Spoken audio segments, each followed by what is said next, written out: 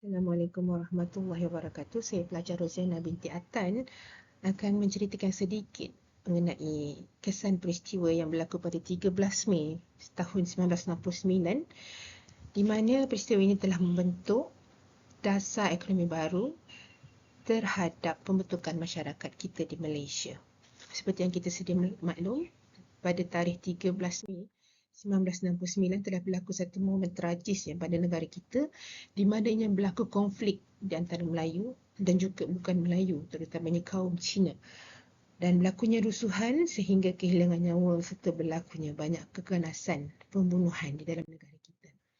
Daripada berlakunya kisah dan peristiwa 16 Mei ini, ia telah membentuk satu dasar ekonomi baru yang pada ketika itu Perdana Menterinya adalah Tun Abdul Razak, di mana dasar ekonomi baru ini bertujuan untuk mengatasi ketidakseimbangan sosioekonomi serta melakukan transformasi sosial dan juga ekonomi kepada negara kita, negara Malaysia. Daripada segi konteks sejarah, peristiwa 13 Mei ini pada tahun 1969 dianggap sebagai episod bersejarah yang signifikan di mana berlakunya konflik perkauman yang sangat mendalam ketika itu dan menimbulkan berbagai isu-isu sensitif seperti bahasa kebangsaan, kedudukan istimewa orang Melayu dan juga hak-hak orang bukan Islam. Beberapa pakar sejarah menghubungkan peristiwa 13 Mei ini dengan pilihan raya umum 1969 di mana isu-isu sensitif diangkat oleh beberapa calon dan ahli politik terutamanya di kalangan parti pembangkang memunculkan perasaan perkauman kalangan rakyat Malaysia di ketika itu.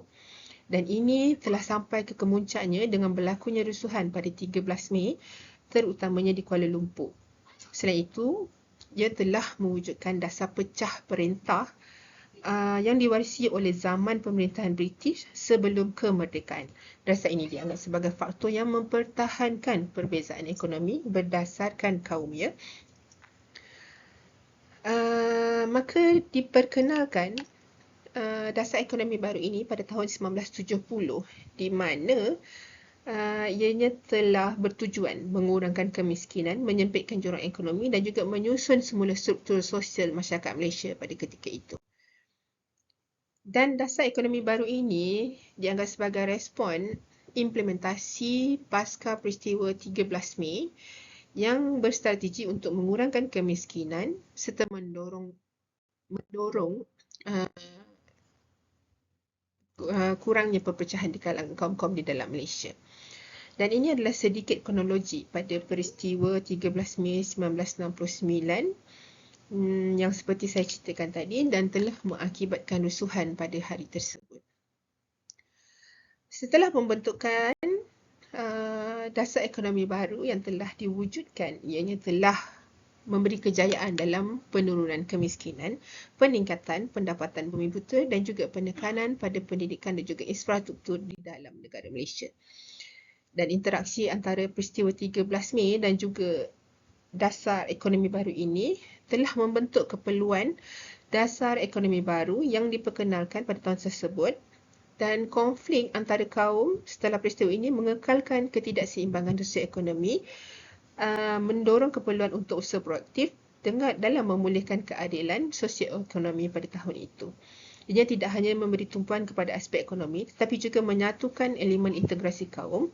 Ia merupakan tindak balas terhadap keperluan mendesak untuk memulihkan keselamatan dan perpaduan dalam masyarakat Malaysia yang muncul setelah peristiwa 13 Mei itu.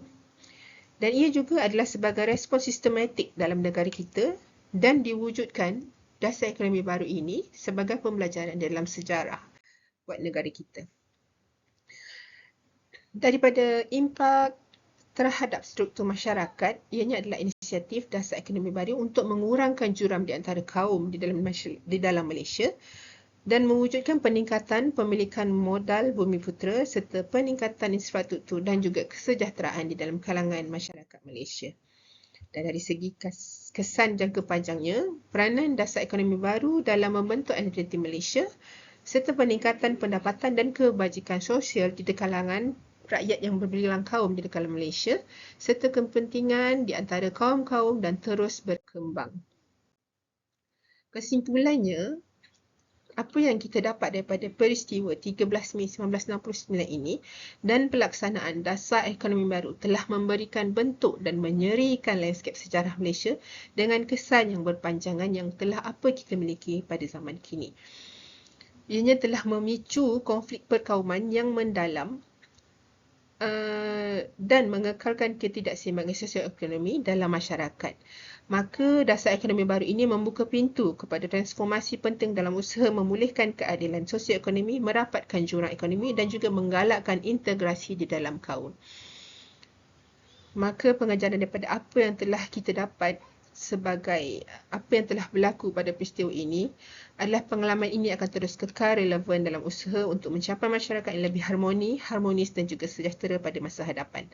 Malaysia telah membangun sebagai sebuah negara yang mengutamakan kesesamaan dan integrasi kaum dan komitmen ini terus menjadi asas untuk memajukan negara ini dengan kebijaksanaan dan kerjasama.